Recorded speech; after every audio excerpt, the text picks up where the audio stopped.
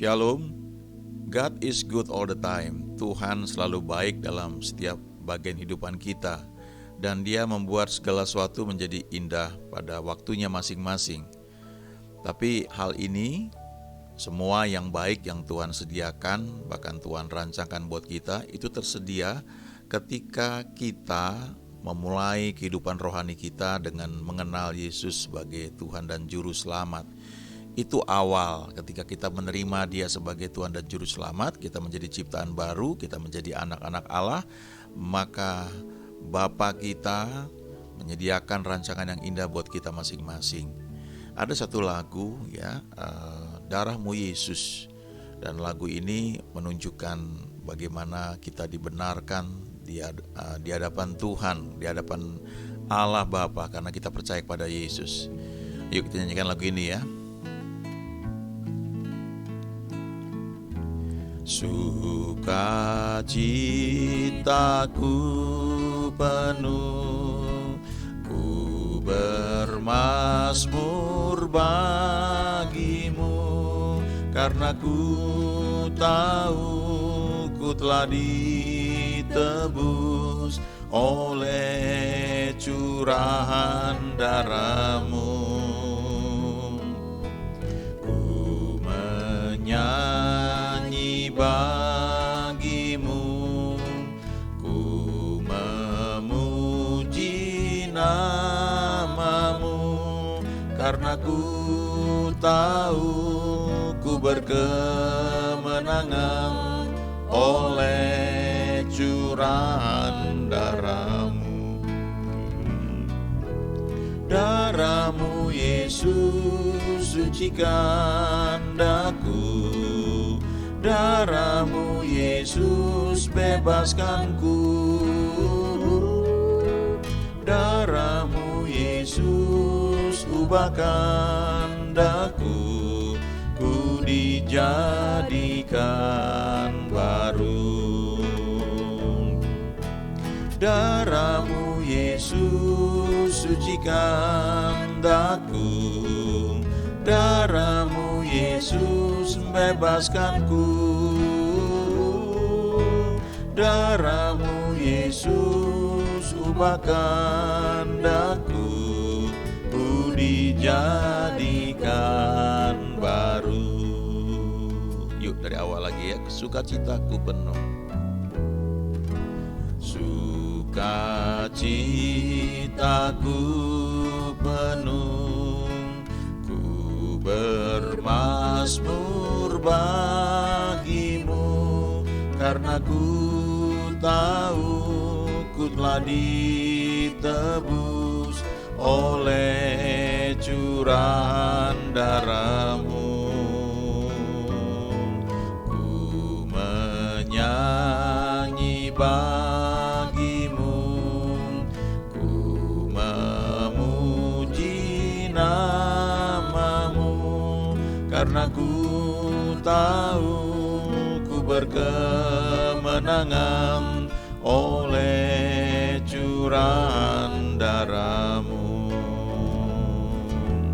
Darah-Mu Yesus sucikan daku, darah-Mu Yesus bebaskanku, darah-Mu Yesus ubahkan daku, ku dijadikan baru. Darah-Mu Yesus sucikan daku, darah-Mu Yesus bebaskanku, darah-Mu Yesus ubahkan daku, ku dijadikan baru. Darah-Mu Yesus sucikan daku, darah-Mu Yesus bebaskanku, darah-Mu Yesus ubahkan daku, ku dijadikan baru, ku ku dijadikan baru,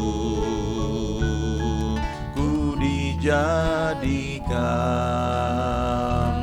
baru.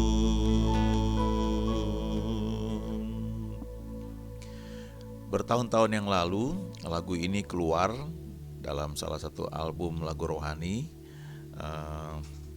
Waktu itu oleh Pak Niko Nyotora Harjo dengan Mission Singers, dan lagu ini jadi berkat bagi banyak orang. Banyak orang yang disembuhkan ketika menyanyikan lagu ini.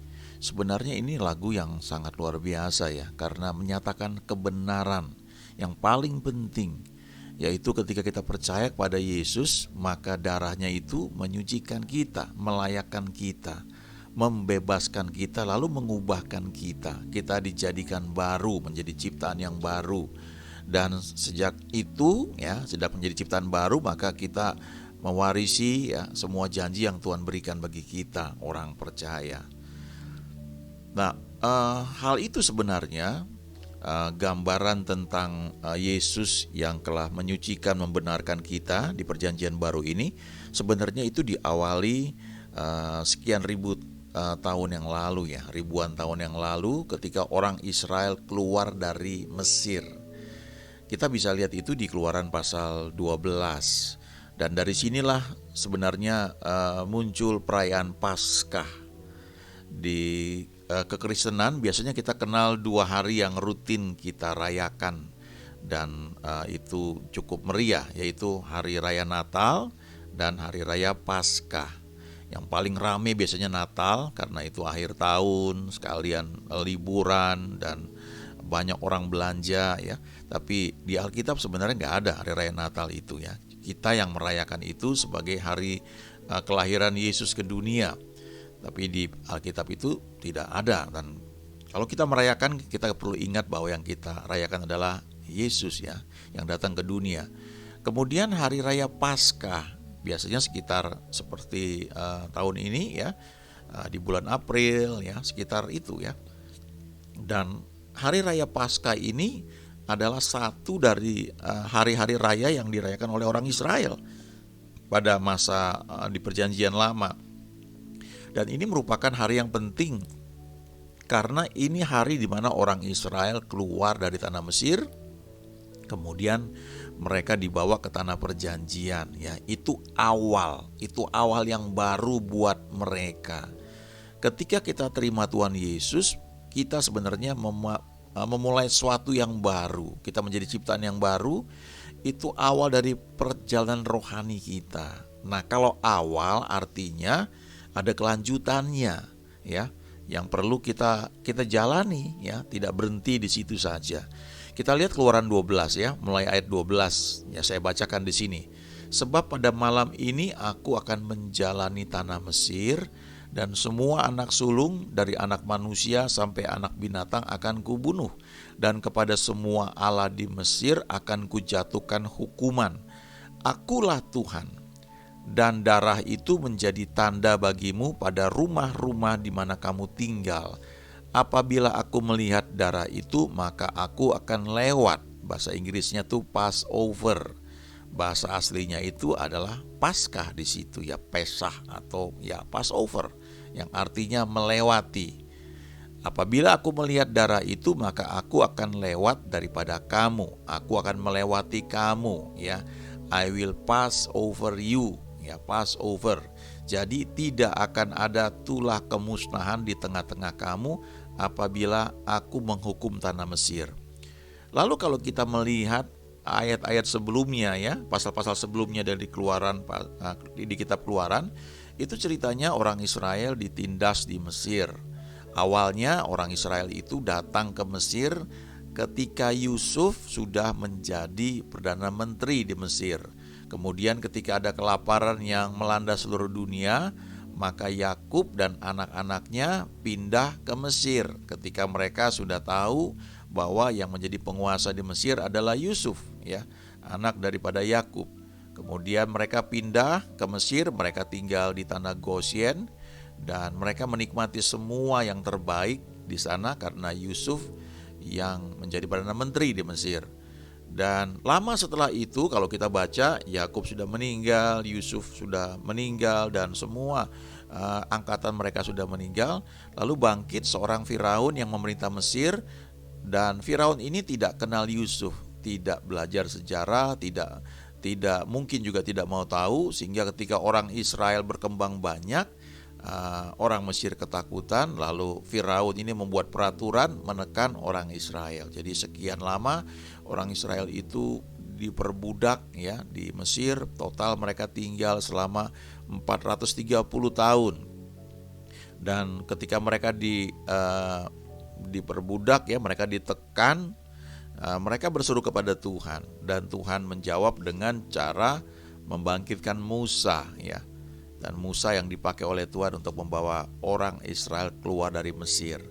Namun sebelum orang Israel keluar dari Mesir, ada 10 tulah yang terjadi di Mesir, dan itu Musa dipakai Tuhan untuk mengatakan kepada Firaun ya. Musa bilang sama Firaun, izinkan kami ya, orang-orang Israel ini keluar dari Mesir, kami mau mempersembahkan korban ya. Awalnya seperti itu, tapi Firaun menolak. Ketika Firaun menolak, maka Musa berkata bahwa akan ada tanda ya, akan ada tulah yang terjadi di Mesir ya.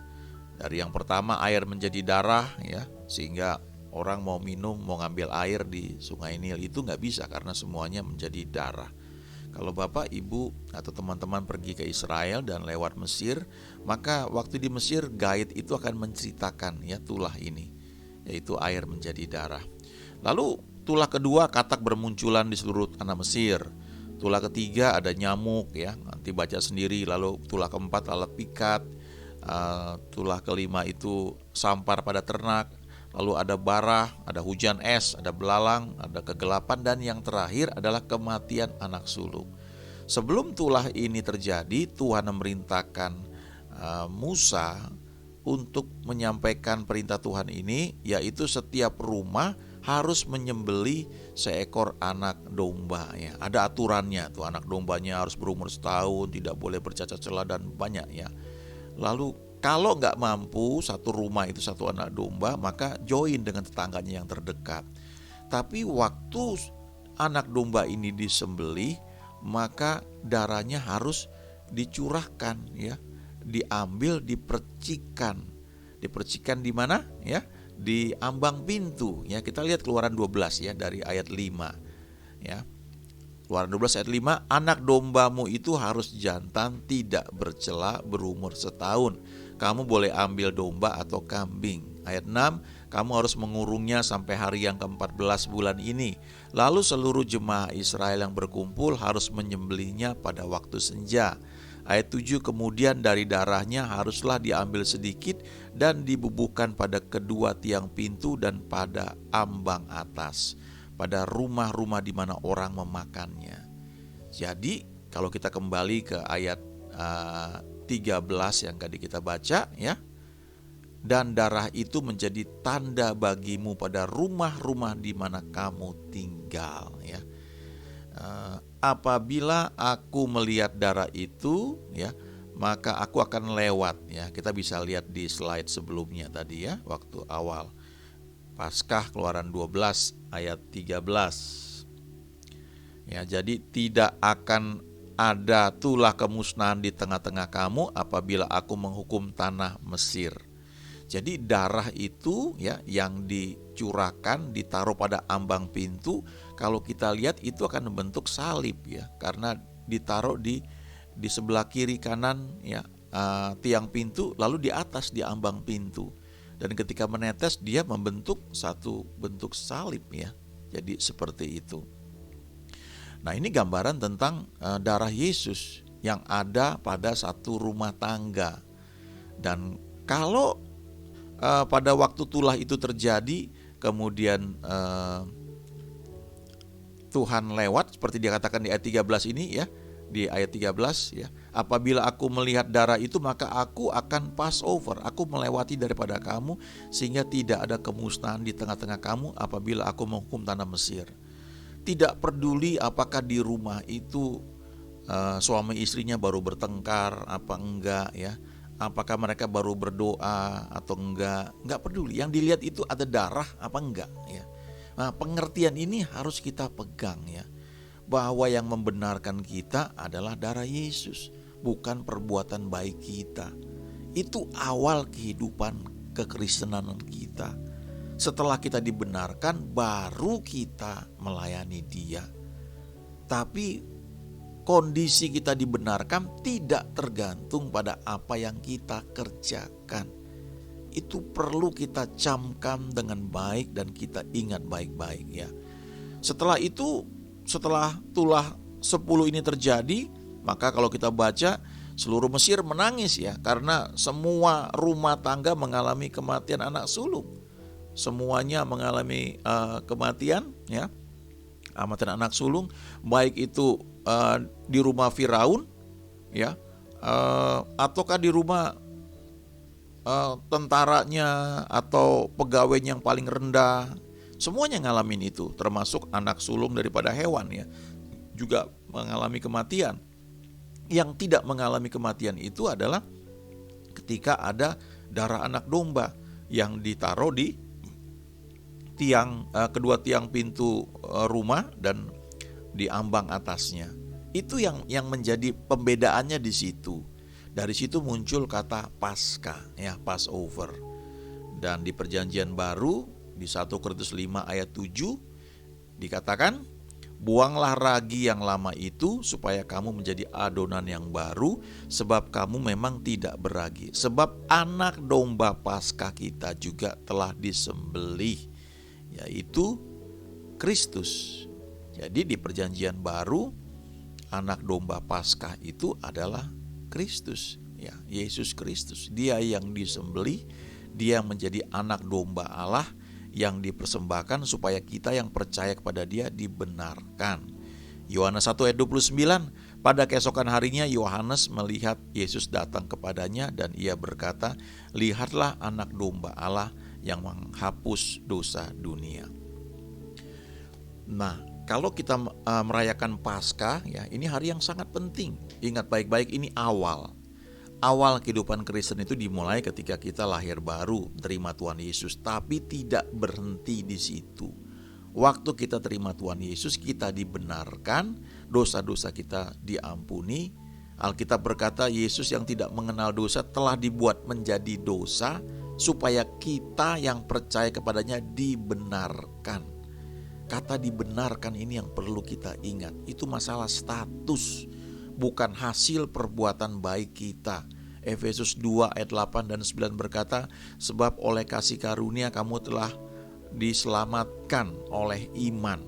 Itu bukan hasil pekerjaanmu.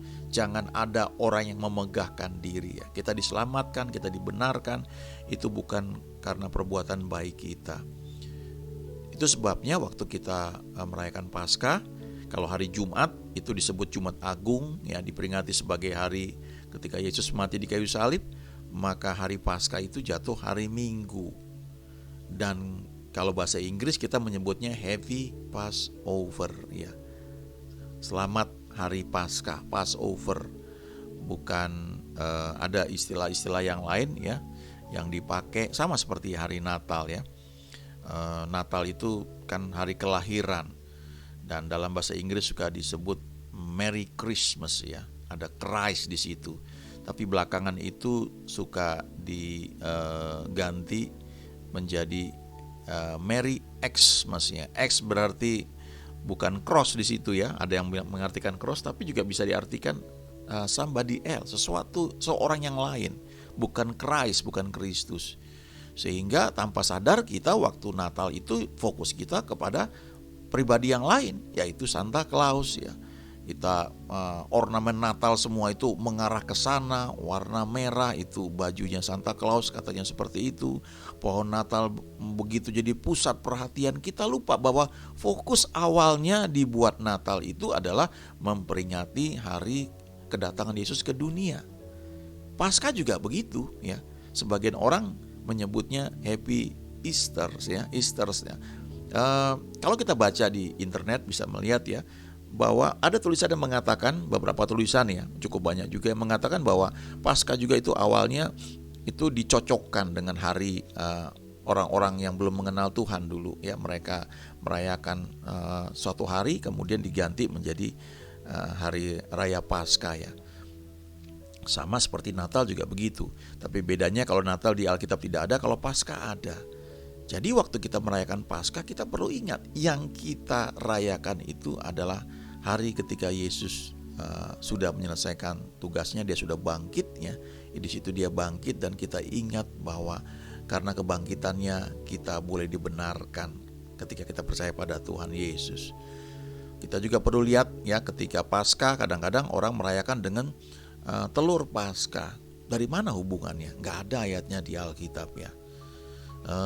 Tidak berarti berdosa merayakan pakai telur ya, bukan seperti itu. Tapi setidaknya begini, waktu kita merayakan hari-hari yang kita rayakan sebagai hari-hari penting ya dalam kekristenan misalnya, kita perlu tahu sejarahnya. Kenapa kita buat itu ya. Dan biasanya kalau hari Paskah itu, kalau anak sekolah minggu ya buat telur dihias-hias ya nggak apa-apa juga ya, nggak, itu bukan suatu yang salah. Tapi kita perlu ingat kenapa kita merayakan Paskah, awalnya itu seperti apa. Dan di kitab Keluaran kalau kita baca ya, itu satu perintah yang Tuhan berikan kepada Musa.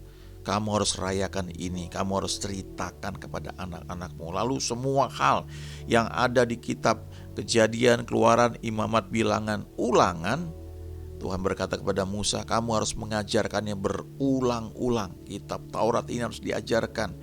Perayaan-perayaan itu yang dibuat itu harus diberitahu kepada anak-anakmu. Kenapa kita buat itu? Ya, supaya tidak menyimpang ya. Nah, kemudian kita perlu ingat ketika orang Israel keluar dari Mesir ya, mereka melewati Laut Merah yang dibelah dan mereka mengalami banyak mujizat. Terus mereka lewat padang gurun Syur, mereka nggak dapat air. Setelah itu mereka sampai di Elim ya, mereka ketemu pohon korma, mereka ketemu air. Tapi sebelum mereka sampai di Mara, sampai di sana airnya pahit.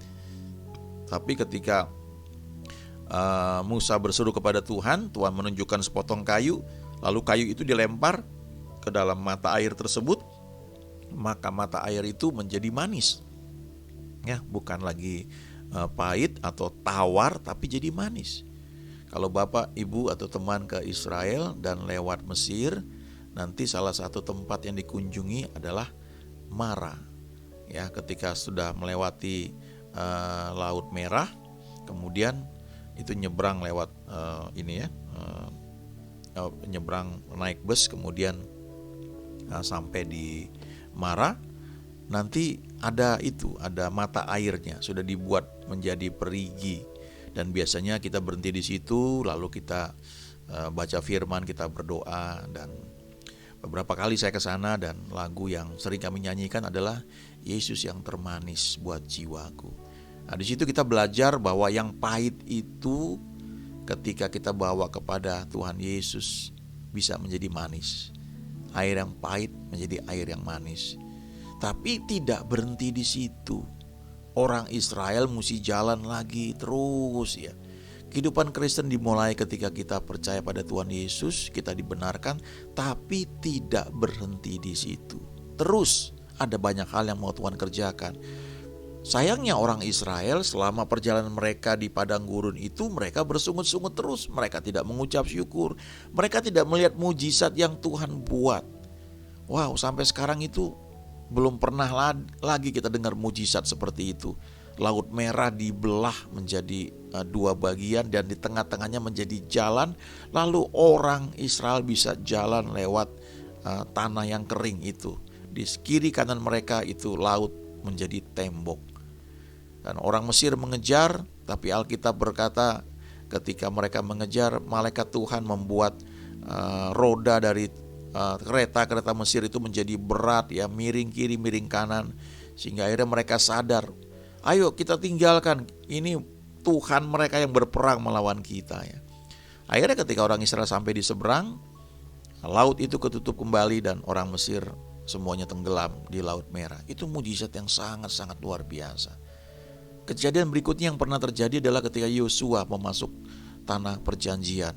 Sungai Yordan terbelah, ya, tapi tidak sedahsyat yang Laut Merah terbelah. Itu sebenarnya lebih dari cukup buat orang Israel untuk percaya bahwa Tuhan yang mereka ikuti itu adalah Tuhan yang dapat diandalkan. Mereka mengalami banyak mujizat ketika tidak ada air bisa keluar dari gunung batu. Berkali-kali terjadi mujizat. Setiap hari dapat mana. Mereka nggak perlu menanam sesuatu di padang gurun, ya, karena memang mau tanam apa di padang gurun. Tapi setiap pagi ada mana, dan mana itu datang pagi-pagi harus diambil. Hanya cukup untuk sehari. Itu sebenarnya latihan iman buat mereka untuk percaya bahwa kesusahan sehari cukup untuk sehari. Besok Tuhan akan tuntun lagi. Dan tidak seterusnya mereka di padang gurun. Sebenarnya nggak perlu sampai 40 tahun. Mereka dipersiapkan untuk masuk merebut tanah perjanjian.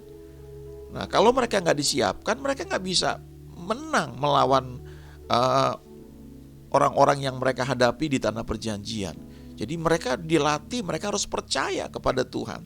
Tapi sayangnya karena mereka berontak terus, mereka selalu ingat untuk kembali ke Mesir. Akhirnya Tuhan berkata, 40 tahun kamu muter-muter di padang gurun sampai semuanya mati, dan bangkit generasi yang baru. Generasi yang baru ini yang akan masuk ke tanah perjanjian. Kecuali ada 2 orang namanya Yosua dan Kaleb, mereka yang bisa masuk tanah perjanjian karena mereka percaya kepada Tuhan. Jadi sekali lagi, kehidupan Kristen itu dimulai ketika percaya pada Tuhan Yesus. Itu dilambangkan dengan domba Paskah. Itu awal, itu bukan akhir, tapi itu awal. Dan selanjutnya kita perlu belajar mengenal Dia. Jiwa kita diperbarui supaya kita bisa menerima semua yang Tuhan janjikan bagi orang percaya. Dan kalau kita baca lebih lanjut cerita mengenai orang Israel ini, waktu mereka masuk ke tanah perjanjian juga banyak mujizat yang terjadi. Dan ketika mereka sudah siap, ya, di tempat yang baru dikatakan mana itu berhenti, ya. Dan mana itu gak bisa lagi mereka nikmati. Sebaliknya mereka harus menanam, ya, di tanah perjanjian. Tapi bedanya ini tanah yang diberkati, sehingga ketika mereka lakukan bagian mereka, hasilnya menjadi sangat luar biasa. Yuk kita nyanyi lagi lagu ini, ya, Darahmu Yesus, ya. Darahmu Yesus, ya. Darahmu Yesus sucikan daku, darahmu Yesus bebaskanku, darahmu Yesus ubahkan daku, ku dijadikan baru. Darahmu Yesus sucikan daku, darahmu Yesus bebaskanku, darahmu Yesus ubahkan daku, ku dijadikan baru. Darahmu Yesus sucikan daku, darahmu Yesus bebaskanku,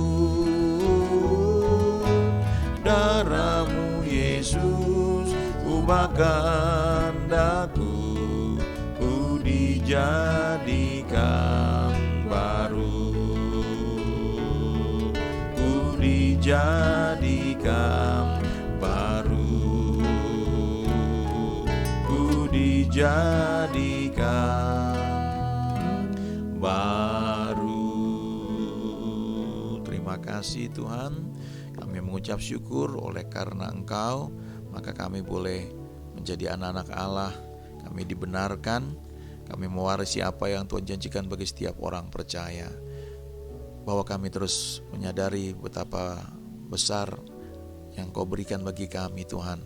Kau menjadi anak domba Paskah, Kau disembelih supaya kami yang percaya kepadamu, kami dibenarkan. Terima kasih. Dan kami boleh berkata dan mengalami senantiasa bahwa God is good all the time. Terima kasih Tuhan, Kau baik setiap saat. You make all things beautiful in its time. Engkau buat segala sesuatu menjadi indah pada saatnya masing-masing. Terima kasih, dalam nama Yesus kami sudah berdoa. Amin.